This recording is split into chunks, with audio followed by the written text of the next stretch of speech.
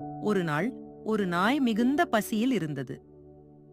அது சந்தையில் ஒரு எலும்பை கண்டுபிடித்தது. அது மகிழ்ச்சியுடன் அதை பிடித்துக்கொண்டு வீடு நோக்கி ஓடினது. பாதையில் ஒரு பாலம் கடக்க வேண்டியது. அந்த பாலத்தில் நடக்கும்போது தண்ணீரில் ஒரு நாயைக் கண்டது. அந்த நாயும் ஒரு எலும்பைக் கடித்துக் கொண்டிருந்தது. ஆனால் அது உண்மையில் யார் தெரியுமா? அதே நாயின் பிரதிபலிப்பு. அந்த நாயின் எலும்பு பெரியதாகத் தோன்றியது. தன்னலத்தில் அந்த நாய் குரைத்தது. உடனே அதன் வாயிலிருந்த எலும்பு நீரில் விழுந்து போனது. அது எப்போதும் போல் இழந்துவிட்டது. இப்போது நாயிடம் எதுவும் இல்லை. அது சோகமாக நடந்தது.